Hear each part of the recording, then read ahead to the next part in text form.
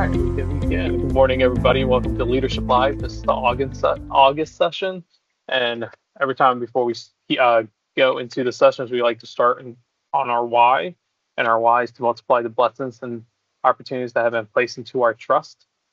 And moving forward to this year and themes and topics, we're in quarter three. We're halfway there. We're into the navigating organization growth and change, and for this August session, we are going to go over scaling operations and processes.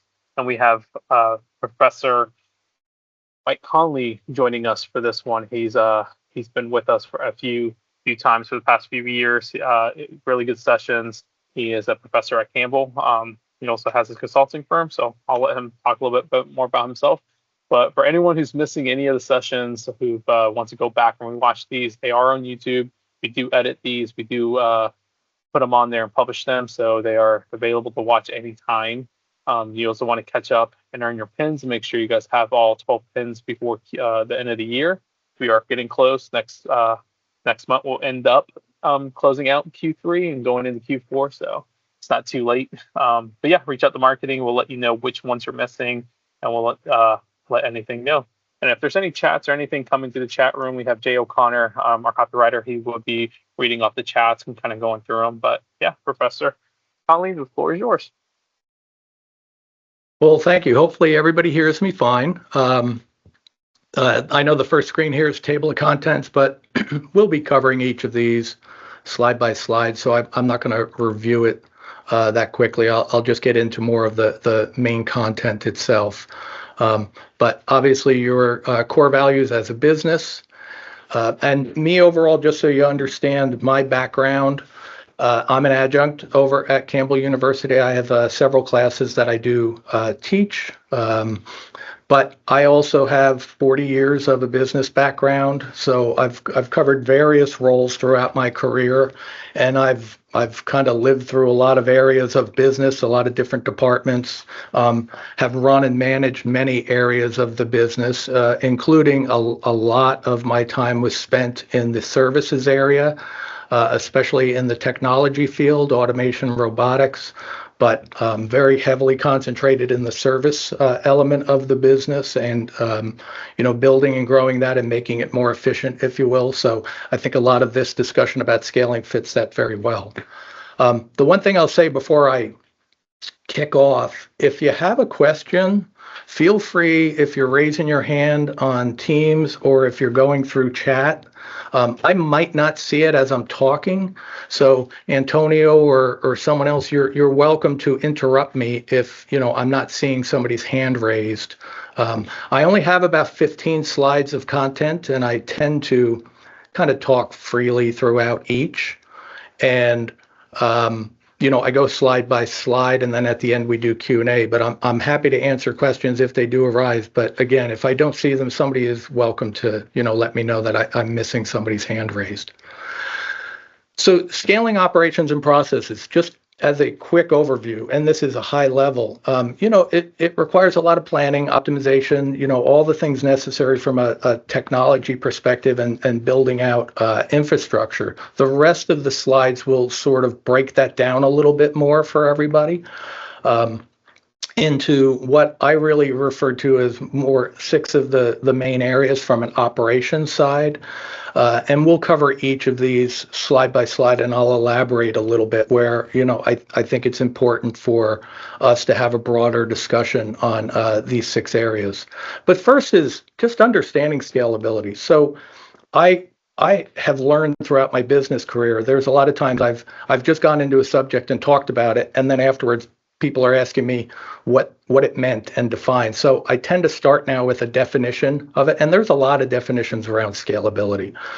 You can pick and choose. They mostly come to the same conclusion, which is, as it says here, it refers to the ability of a system to handle growing an amount of capacity, maintaining performance, quality, and efficiency. For me, in business, the one thing I will never give up, as much as I work heavily on how to make businesses more efficient and more productive, the one thing I won't sacrifice in doing that is quality. Now, that's me as a business owner. while I'm trying to build profit for a business, like it says, why is it so important? Well, we want to expand into new markets, grow the business, grow in profitability. Um, but I can't give up quality in that process because that is my reputation as a business. That's why customers come to me. So that's an area that I work very heavily on to retain and maintain while I'm trying to become more efficient. So from scaling operations, the areas you have to look at mostly, and you get more involved with is, you're building your processes, and in those processes, like every department I've run, every role I've been involved with, I'm always looking at, so what can we do to make you better and more streamlined at what you're doing? What bottlenecks are you facing as a business or as a function within the business? And how can we look to eliminate those so that you can be more productive at what you're doing? Which, ultimately, the more productive people are, the more efficient people are. It comes down to their own employee satisfaction as well. Anything you can do to help an employee not just only helps your customers in the long run, but it also helps your employees become effective. So eliminating those things are highly important to a business. You want to create consistency. You don't want confusion within a business. While you're doing this, you want to be as consistent as can be. And I leverage, especially because my background where I've worked for years is within the technology space. I'm always leveraging technology where it's best suited, and there's a lot of it today for all businesses, all industries. I'm very big into analytical information. That doesn't mean I just lead by what the analytics state, but analytics are incredibly useful for better understanding the overall state of the business. So when you're making your decisions, those analytics can play a good role in ensuring you're making choices that make sense. The team. Look, team is critically important to the success of any business. How you train people, how you empower, how you delegate responsibilities to individuals, the ability to help people be stronger at their roles and have people who really play a critical part of your success feeling a part of that. So team has a lot to do with the overall success, at least I've achieved throughout my career. Of course, you want to manage costs. Costs are a big part of what you're doing, and they have to be, fully understood on where and how, to do that in a cost-effective way. Again, not giving up quality, but to improve your business from a cost-effective perspective is always something that, is out there needing to be looked on. And, the last piece here before I move on to the next is, tracking it. KPIs, key performance indicators, a big part of business. Sometimes they get a negative connotation from employees that they're more about, monitoring and being sort of a big brother thing. It's really not. If done right and well, they're really part of helping you understand what your responsibilities are, what the expectations are, and how we can build a better business together from your role and stuff. So as a business, though, there are challenges. When you're maintaining efficiency and building, a system that has better cost controls, there could be disruption to the business. So you want to do everything you can to understand that ahead of time. So before any change you might make or any area you might foresee bottlenecks occurring, and you want to assist in that, you want to touch all areas of the business on where those bottlenecks might be seen from a given role, but they have other roles that they might be impacting as well or have contributing factors for. So you want to look into everything and minimize that disruption as best you can. The strategies you're building as a business are really important. I've spent a lot of time on strategies myself. I think that's an area that businesses need to be better understood for, how are we going to approach this? How are we going to approach all areas of it, even to help mitigate risk as it may occur. And then leveraging that technology, like I said, there's so much technology out there today that can be utilized for helping improve the way roles and functions occur, to streamline things, to create more efficiencies. So when they're available, and your business might have several already in place, and I'm sure they do, utilize them. If you're not utilizing them today, better understand what they are and see how they can improve the way you're doing business. So some common reasons for scaling. I wanted to just throw some examples out. There's a lot more than this that you can think about, but I wanted to do a little list, and I want to cover some of it because it's important. You know, a lot of times we think about production capacity as being a norm for what people are trying to scale on, or operational improvement. But there's other areas you're trying to expand into new geographies, or build new offices. Well, those take a lot of consideration towards, are we just expanding the geography from where we are and we're utilizing the same people, or do we have to bring in new people to help work that? If we bring in new people, what's their support structure? How are they going to function and be able to be as efficient as possible? Or are they going to maximize, are they going to utilize the same skilled personnel? And if they do, how is that going to create potential inefficiencies elsewhere in the business? So a lot of that has to be thought of.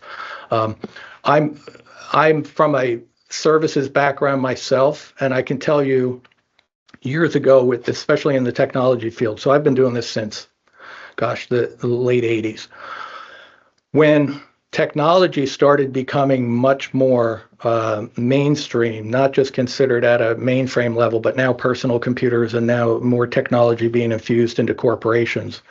So mid to late 90s, early 2000s, there was a lot more going on in service teams.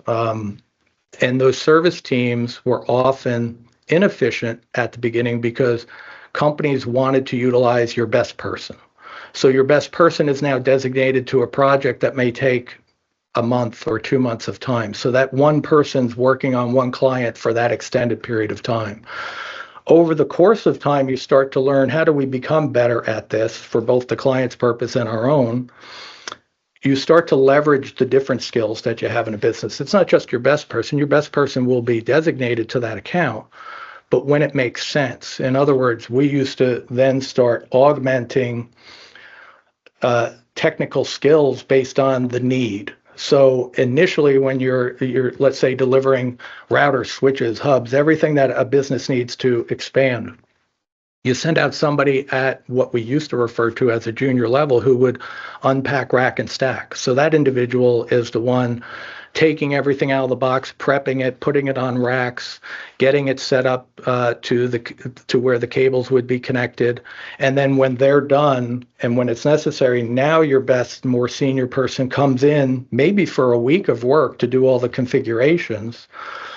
But the advantage there is they're not tied up. That one person isn't tied up doing everything for a month or 2 months. Now they're just coming in for the month. And in that same month, now they're working on 4 different customer projects rather than one. So we had learning curves back then, and everybody has them. And, people do that better today. But those are little learning curves we had to get over. Seasonality impacts. I ran a retail store. I had to open 8 new stores in the New Jersey area. This was way back in the late 80s, early 90s. And seasonality issues are very big with retail stores. What happens come the holidays when you're having sales? Are you expanding your inventory, or are you removing some inventory after the holiday is over? How do you maintain costs appropriately to what business is coming in, as well as headcount? How many people do you bring in for a holiday season?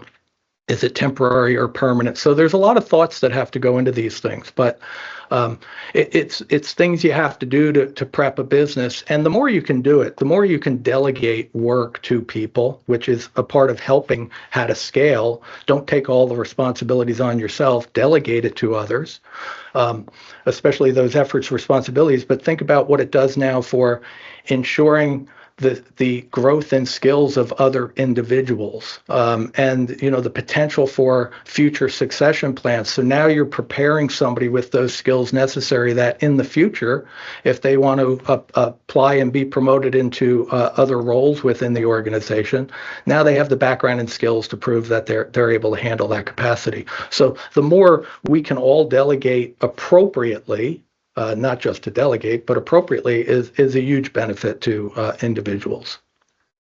And my last comment there is, I say scalability will have layers. It has layers because it's not just me doing whatever changes I need to do at the role I might have. There are other supporting roles. How's it going to impact the customer? How is it going to impact our support teams, or somebody on the operations side? Are they going to be ready for what we're doing? You bring in new customers and new offices.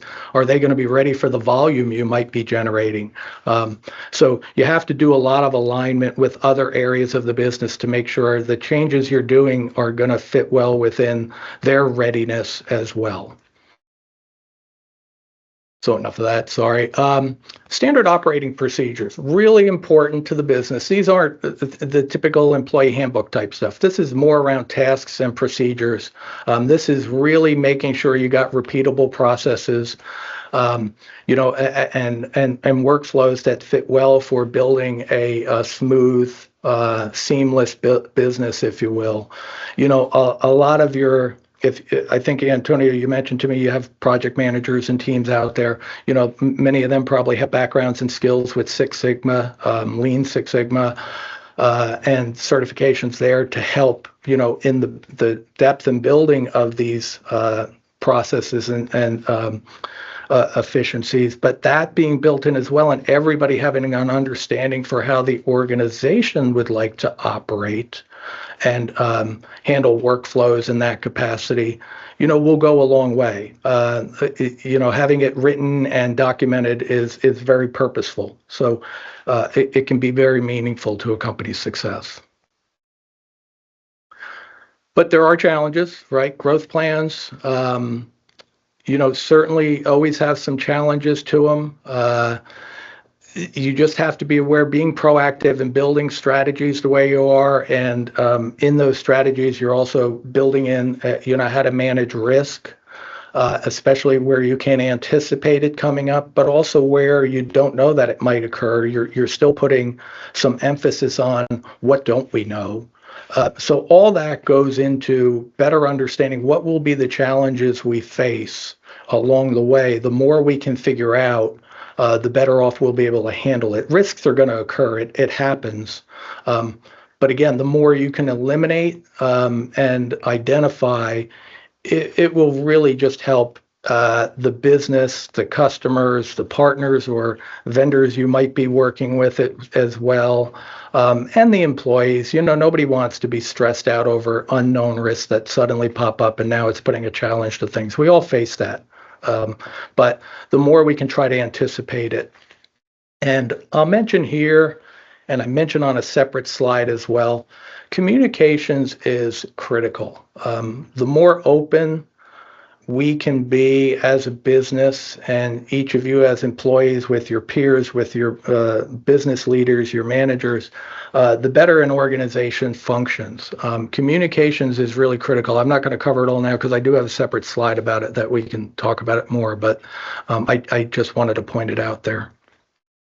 And at the end, this was the sixth and final on this section, but evaluating your progress. So when you build any strategy or anything, even within your SOPs, your standing operating procedures, see how you're doing against them. Don't just assume, all right, we did this in January, we'll look at it again next January or next December to see what needs to be in place for next January.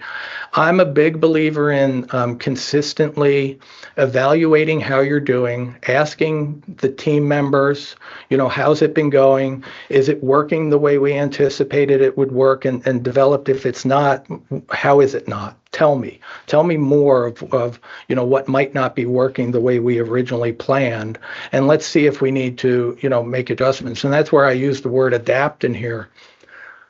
I'm pretty firm on normally when there's a plan in place, you follow it, and that's the way you get best results. You deviate as little as possible, but you still have to be open to adapting. Things occur that you didn't anticipate. You have to be open to how can we continue to make sure that the bottlenecks don't occur, and if one is occurring, well, let's address it. This isn't something that we can only address once a year in that review process. This can be addressed at any time when it's slowing down a business or slowing down your individual roles, or creating something that's not effective for any of us as a business or a customer base. So be willing to evaluate and be flexible is my point on that.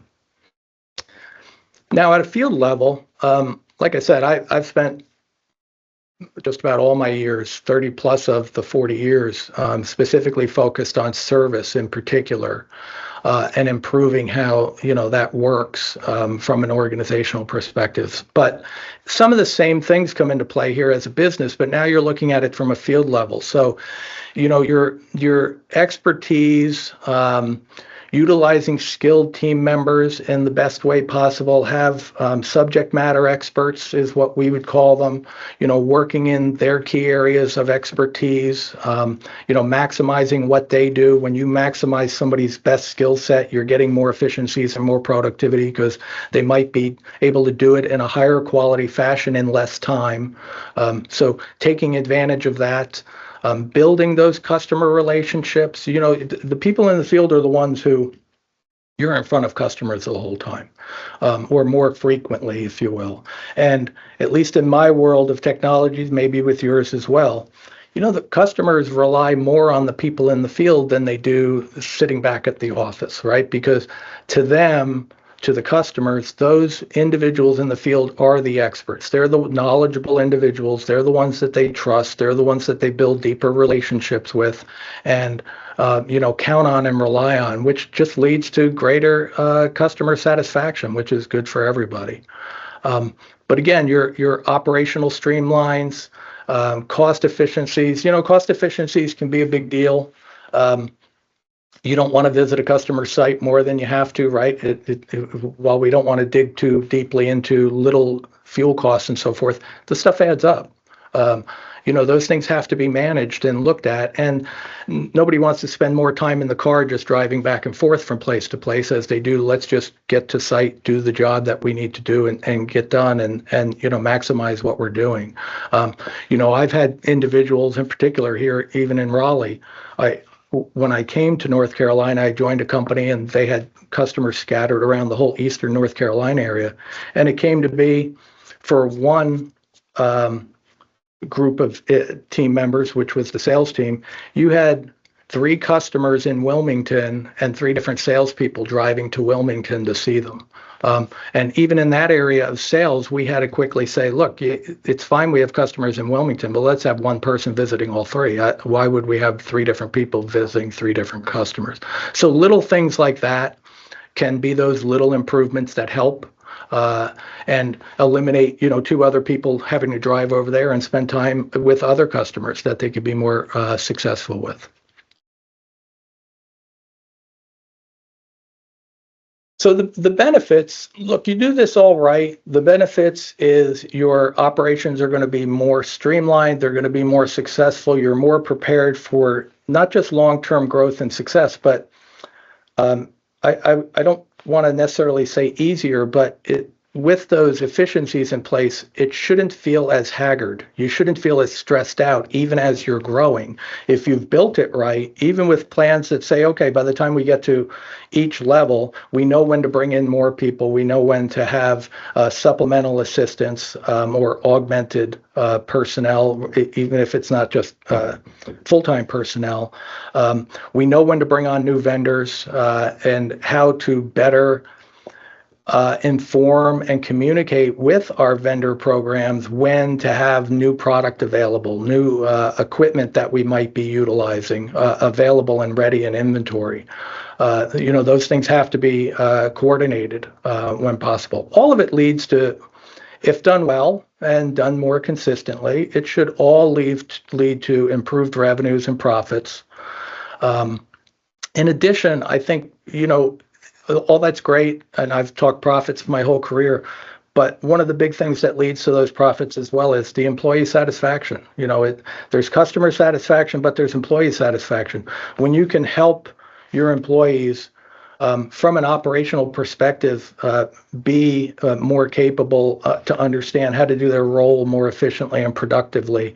That eases some of that work burden, makes things a little better. Not that, a business won't add on once they see that they're productive enough that they can have more work tasked to them.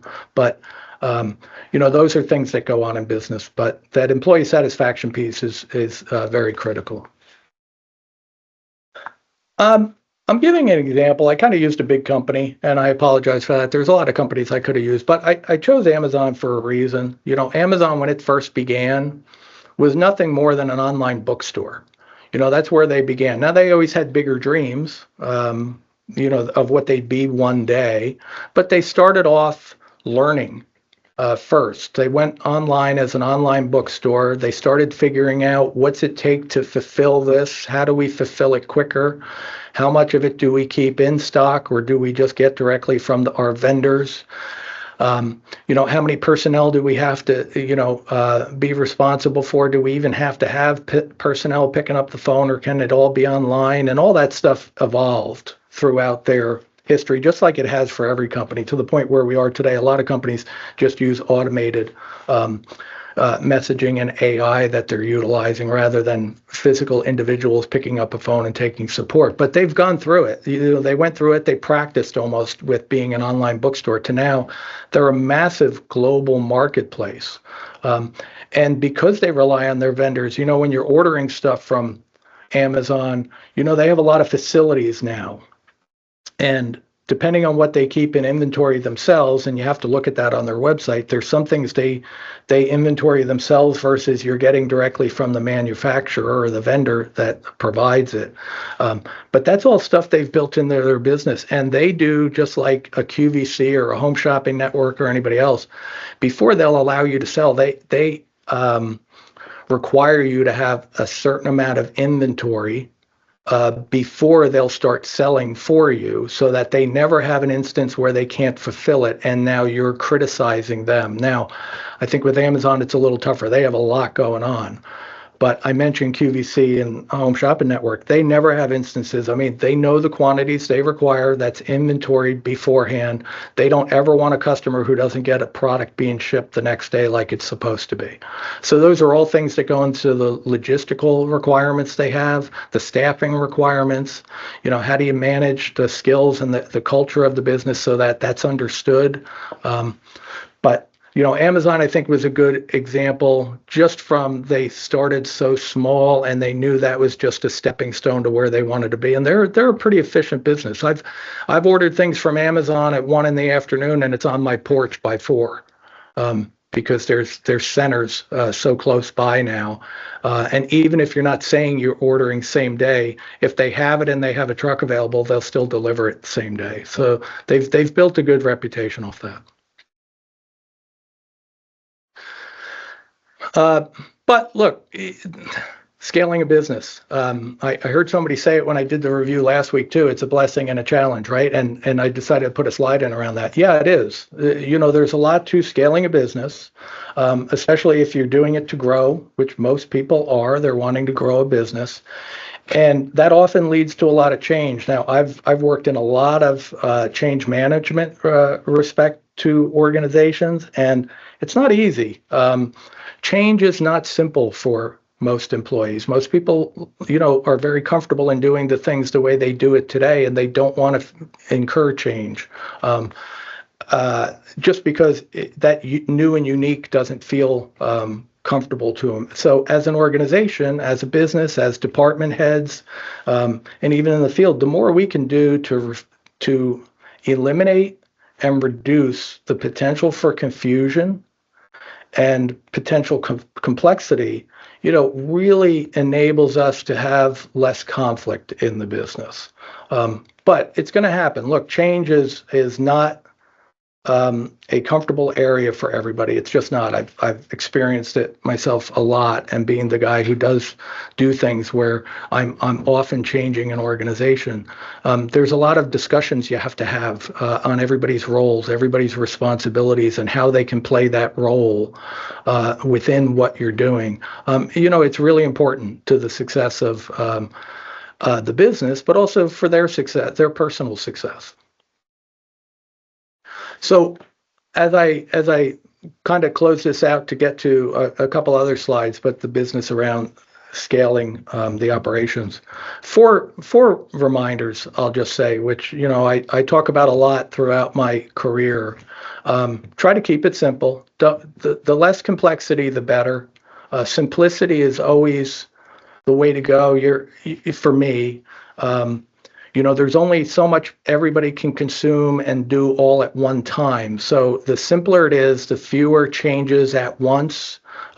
Maybe you build a plan that integrates change over a month by month basis or quarter by quarter basis.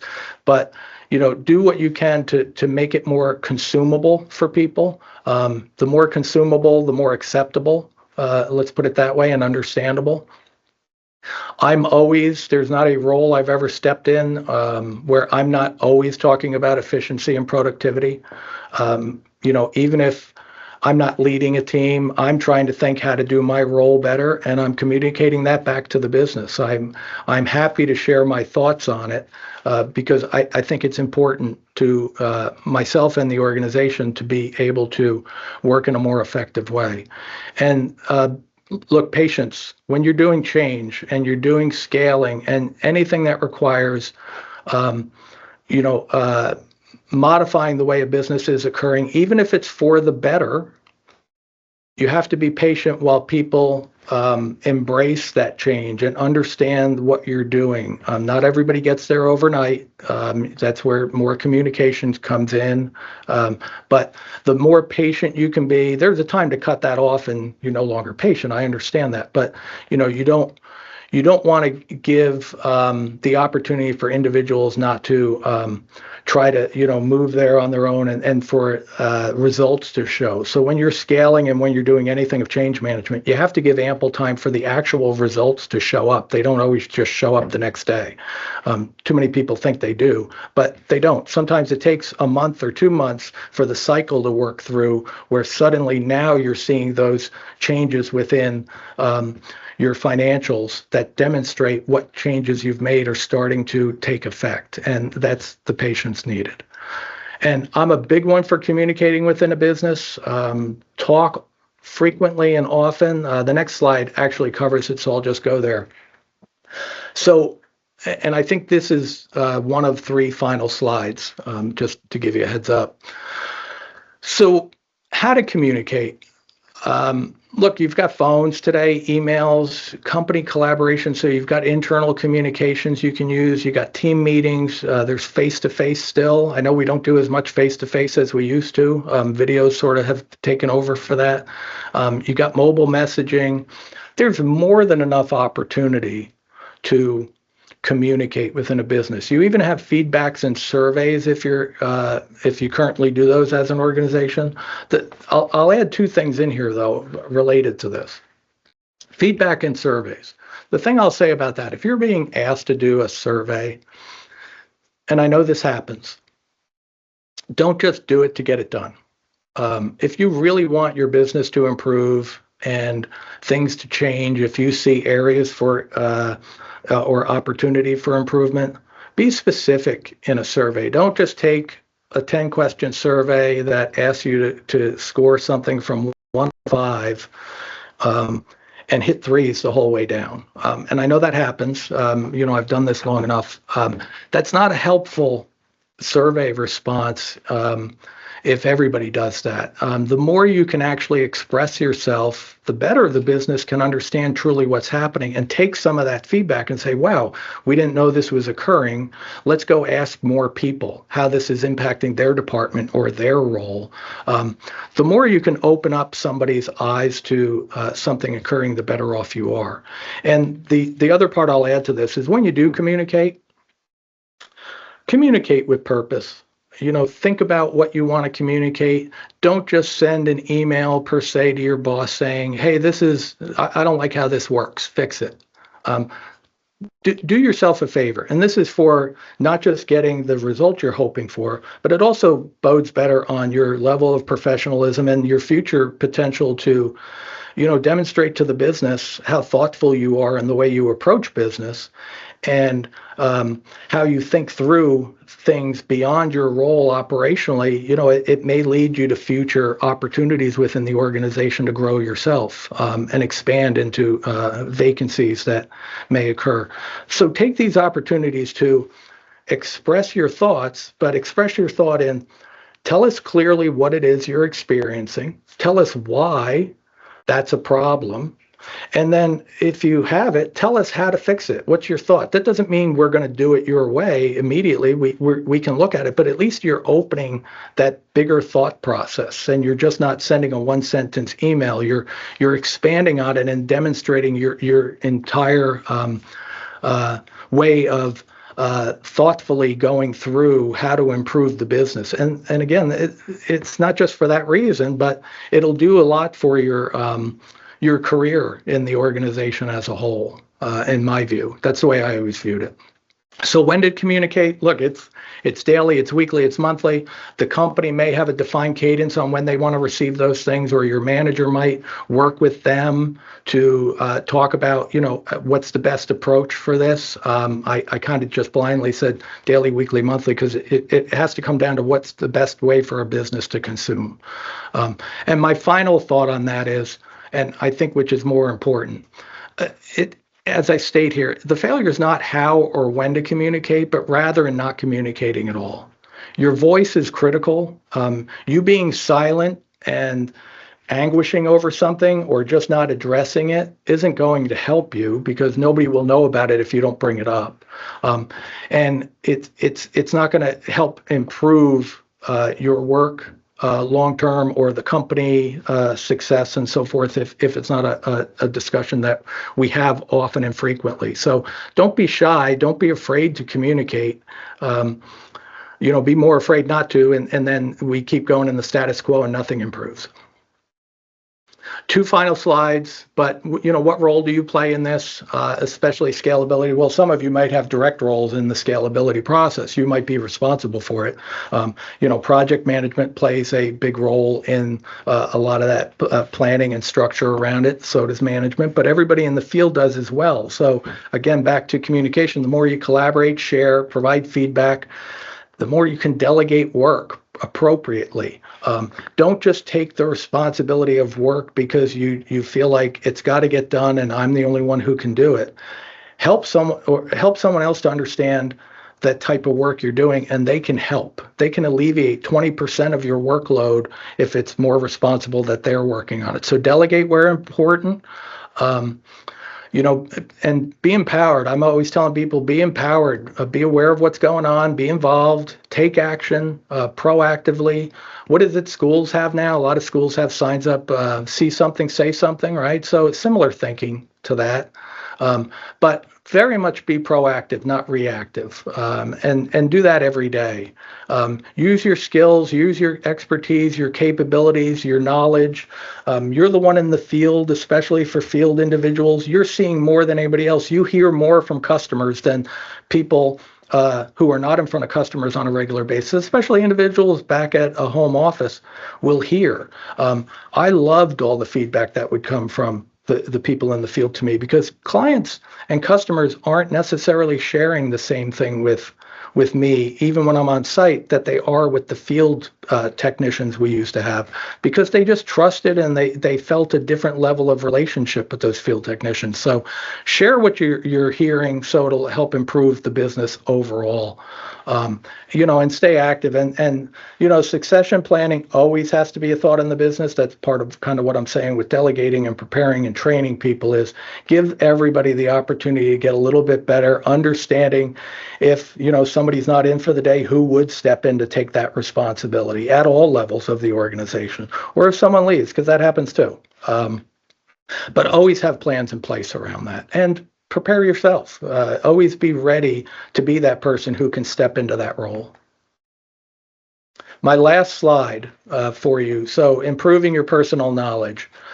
There's nothing better than hands-on experience, being out there, doing your role every day, looking at other areas and ways to improve it, not just doing the job and getting it done, but continue to expand your thought process around that role, or your department or your division. And mentoring, coaching, under that can be that delegating as well. But offer yourself. I found great pleasure in mentoring other individuals within the business and helping to coach. Part of why I like, coming into, being adjunct at Campbell. It gives me the opportunity to now talk with individuals who are just a year or two away from being in the business world, and I can start helping them to think through that. There's plenty of books and articles. There's limitless information. That your company may have training programs. Look into those, use them. We often find reasons not to use them. I would tell you you're better off finding reasons to use them, because they're there.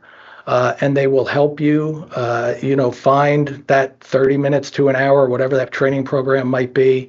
I know it's not always easy when we have personal lives, but there's huge benefits to it down the road. I will tell you. And then all online courses and certification. So more than enough available if you're in pursuit of. I think that's it. Yep, that's it, Antonio. So I don't know if there's questions or who would field them, and we can answer. Yeah, no, the floor is open. If anyone has any questions, I have a question. Sure. With, I guess, what kind of KPIs or what kind of measurements would someone create to, I guess, see if it was successful scaling? And kind of basically when you're scaling, you're kind of, I guess, yeah, just successful KPIs or just measurements to show if it was successful or success. Yeah, I think it depends. Like KPIs are tricky, right? Because it depends what the role is and what you're looking to accomplish. Typically, the KPIs that I've been involved in building for different departments, again, depending on role, you're defining either, let's say somebody is currently producing, I'll use a simple number, 10 units of something per week, right? But you need them producing 12. You're putting that into a KPI, but you're putting a little more structure around it, maybe how you're going to do it and what needs to change within your department so that there's a little more intellect around it. In things like sales, which we've built it for, we're putting out there, they might have to do a certain number of calls per day, per month, that they follow by. And if they're not hitting it, then it becomes a coachable moment. It doesn't become an HR moment. It just becomes an area of, how do we help you get there? Or was that aspiration in the KPI too great to accomplish? So you're typically making it task oriented, and you're putting defined numbers or percentages around it so that it's built on something they can see and understand how to get there. You also want to put in past successes. So let's say they use percentages as how you track people's success today.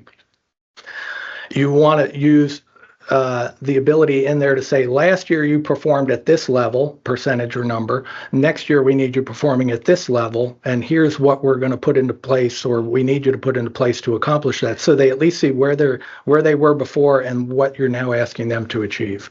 And then you're typically putting in there too how they'll be scored based on that come KPI time. Now, Antonio, KPIs are tricky too because they become a hardship for managers, meaning KPIs are best served when you can review them no less than every quarter. I'm not saying that happens in a business. Most of our managers were doing it once a year because they got busy doing other things and they didn't want to take the time to do that. I would just recommend, like I would do, find the time, because people can't wait a whole year to figure out if they didn't live up to what you're expecting. And then it gets reviewed poorly because, you took 12 months to have a follow-up discussion. Did that answer the question? Yeah, no, that was good. Yes, sir. Thank you. Professor Connolly, along those same lines, since we're talking KPIs, what's your opinion, viewpoint on KRAs, key results areas? So actually having a documentation that is agreed to by the employee and the associated manager Yep. to say that Yep. here are your roles and responsibilities, here are the Right. expected results, and like you That's said, right. a KPI or three that they'll be measured on, and using That's that right. in an ongoing, either one-on-one or some discussion so that it's always staying central. You've seen that work, That's not right. work, it's too regimented. What's your viewpoint? That's right. Yeah, no, that's where I said earlier, for anything, even in the operational or just KPIs, evaluate and adapt, right? Having those discussions. Now, we never called it KRAs. Literally the technology side, it was always the term KPIs for us, but they have very similar meaning to them, if you will. I think that stuff is really important. I didn't when I was initially an employee, right? And somebody's giving me a KPI. Of course, initially I didn't like it, but I found that to be very effective for me to keep my head focused on what I should be doing, and I became better at what I was doing, right? So there was that my own acceptance and learning curve early in my career. Later in my career, I found them invaluable if they're built right. I will tell you, a lot of people. Now, we had to go through this in one of the companies that I was working in. We had to go through evaluating every manager's KPIs before they gave them to the employees, just to make sure they were viable KPIs and they were written in a way that they were helping improve the employee, and not just writing them like, because this is what I used last year, I'll just use the same one so I don't have to do the work this year.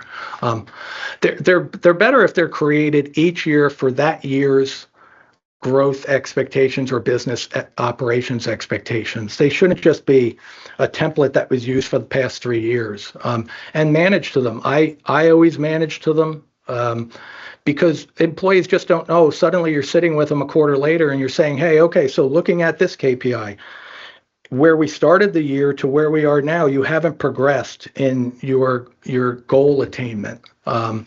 And we know that's a yearly goal attainment, but you've made no progress. So how do we help that? What have you been doing along the way? So let's look at your work. I told you I do a lot with analytics. That's where I start looking at analytics more closely of, well, how can I help you better understand what work you're doing? Is it being conducted in the right way that's more effective for your success, or are we almost just checking boxes, if you will? That's a poor statement, but you want to help people as much as you can, and the more visibility you have to do it, I'm just a big fan of. Again, unfortunately, I'm not going to talk directly to KRAs because it's not a term we regularly use, but if they don't understand their full role and responsibility, that'll be a challenge too. Yeah, I've seen them in larger enterprise use as a tool to do several things. Number one, to make sure there's an understanding of what a person is responsible for. And also, it served as an understanding of, look, if you meet these certain requirements, parameters, KPIs, whatever, that's why I'm actually paying you a compensation. That's your salary. Now, if you exceed that, here are your stretch goals. Correct. Then that makes you eligible for an appropriate bonus on top of that, right? So it's kind of set that. Wait a minute. Here's what you're getting for your everyday paycheck every 2 weeks, and here's an extra bonus if you exceed that. And what I've also seen work is they put in the company metrics in there as well. And so, look, and if we as a company achieve this, then there's monies for additional compensation, bonuses, those sort of things. So it is aligning their personal performance with the business performance and keeping everyone aligned that, look, we're here to achieve the greater goal. And you're part of this bigger equation, but here's how we're going to use some sort of measure to drive motivation, to get people excited about being part of this overall goal accomplishment. That's right. Yeah, and in my tech world, it was really the KPIs were more what would add to your potential for bonus, right? So your job was your job, and you were rated on that every day anyway. Now, where I would get in, like when we would talk to our sales teams, and it was just so frequent, it happened, and we used to have to get our managers to stop doing it. The first KPI was always, you have to hit X quota in sales. Well, first of all, that's your job. You've got an incentive plan and a quota sheet. So why is it a KPI? That's not a KPI. Your job is already to do that, and I've given you an individual incentive sheet that allows you to make commission. Separately, your KPIs are for other elements I need you to work on as well. So, those discussions always had to happen.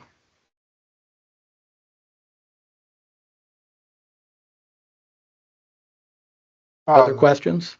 I really like stories, Mike, and I like the story, even though it was a simple example about the salespeople going to Wilmington. I really like it because it illustrates a way that you increased efficiency, which, as you said, freed up the people to do something new, to grow, to work on other things. So I wonder if you could tell. We only have a couple more minutes, but if you could tell another story, or maybe even somebody from Rosewood, because I know you all have practiced scalability by going from ProVantage to 5 or 6 companies. I lose count now, but any more good stories? I was going to say, I'm a salesperson. I'm filled with stories. So well, I mean, look, I'll expand. What's that? I said I can jump in as Chandler Rose, since feel free. I do think that I try to emphasize the nuance in your KPI discussion with Scott, and that's, are we measuring the behaviors that lead to the outcomes? Because to me, as an employee, and you want employees to be bought in, if I say you produced 10 widgets last year, I expect 12 next year, we're going to do the scaling changing project. That just allows me to pass the buck to the employee and say, you didn't hit your number. In reality, you're the leader. And so you should have been measuring how well the implementation of your plans were done. And then the outcome should be the widgets. But if they did all of the things you asked them to do as employees and it only produced 10 next year, that's not the employee's fault. That's the leader's fault. And so I think it's to be very careful. We have a lot of employees on here that putting a "you're here, you must be there, we're going to scale," without giving them actual participation in the planning and measurement of implementation of the plan makes really easy scapegoating. And so, Dr. Farrar, when you ask how you add other lines, other business, trying to make sure that revenue and profit are outcomes and results, not the measures of what we're trying to do, I think is a key differentiator in getting people to buy into change. Because if they're just part of change and they get the penalty or the success if it works, but they don't actually get measured off of participation, that's a different feeling as an employee. That would be my and I'll give you an example of that. Yeah, that's great. I think that's a good discussion. Think about it from these sales teams I've worked with and organizations in the past. What's the typical thing for a sales group to do? They get a new budget every year. They allocate it out to the employees. And, okay, you had $1 million quota last year. Now you have a 1.1. Well, what's the logic behind the 1.1? What was the intent? How would I get there, right? There's no purpose behind it. It's just people waving numbers for a lot of these companies. So, you have to spend a lot of time even for that department, which is a critically important department to the organization's revenue success. Sometimes there's just not enough purpose put behind what they're trying to ask of their employees. It's almost a status quo thinking and a new number and go find it. You have to be more deliberate than that. You have to be more strategic and build into it. Anybody else wanted to add into that with a question or a story?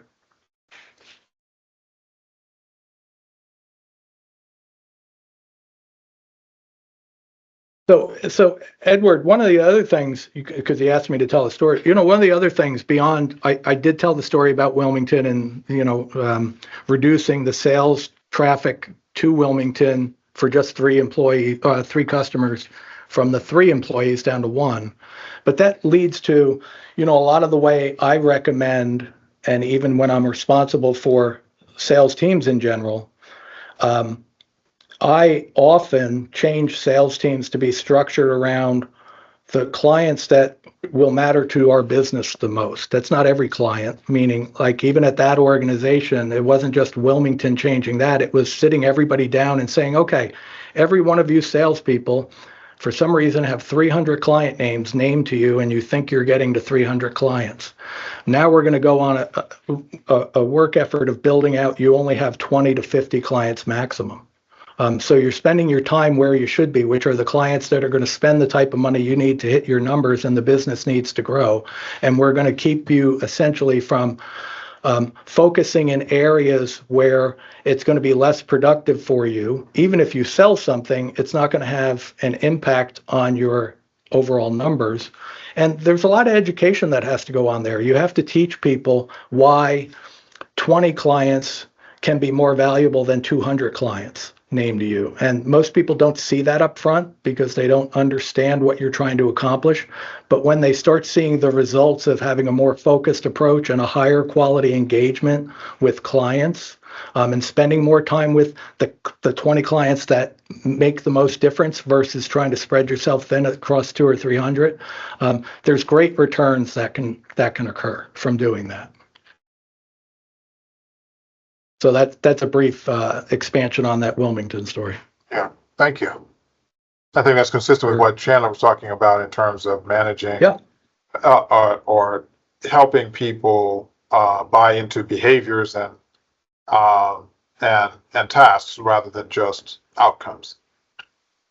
Yeah, and I'll tell you, it's not always easy. Some people don't get there quickly. Some people need to see other people being successful with it before they'll dip their toe in it. But that's your job as a leader to help them get in the water a little quicker, right? And have a little more faith and comfort in doing those things. But that's where leadership roles come in. Thank you. Now, if we can wrap a little bit on just the impact of, every employee has thought that the leader doesn't know what's happening at the ground level. So when we talk about scaling, the importance of the employees telling the leaders how scaling impacts and being part of the discussion and the planning of 100%. And how much you think that impacts success. So kind of give a little bit of your thoughts on, it is accurate when the employees think, or the subordinate might think that the leader doesn't know, but meeting in the middle, the leader obviously opening the door, but if employees don't share up, then there is some guessing going on in there, or assuming. Is your internet running slow?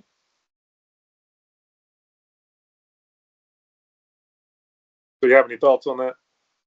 Oh, yeah, sorry. I thought I heard somebody else starting to interject. Yeah, look, I think I tried to cover it within the communication slide. That flow of information and the clarity of it and the depth of the information goes a long way. Now, if they don't think their manager knows, sometimes, managers just have to be better at sharing and providing more detailed information back to an employee when they're having a discussion, right? And I'm not saying, it's a level of transparency. Sometimes maybe it is, but the communication for it to be felt that it's being accepted and understood, obviously that employee wants to know the leader, has the right concepts in place and is addressing it the right way, rather than, how many times is maybe an email sent and it's not ghosted, but it's not responded to quickly, or it's just responded to in a way of, okay, thanks. That's the answer they get, rather than, a more formal communication of, hey, I got that email, tell me more. What is it you're going through? I need more details. And how is that impacting not just you, but, the overall, it's the customer and others on the team and so forth. So I think some of it just needs to be more thoughtful communication back and forth. But, sometimes we get caught up in the expressway we're on doing our daily job, and everybody's trying to speed to the next thing. And we're not taking enough time to take a deep breath and take care of what they're not little things. Communications and understanding to role challenges aren't little things, but sometimes we treat it that way because we're trying to get to the next level of work. I hope that addressed the question. I'm not sure if I did. depth versus distance, and you need both. So the employees have the depth, and the manager has the distance to see out. And so, Yeah, if they come together, you get a really good ability to scale.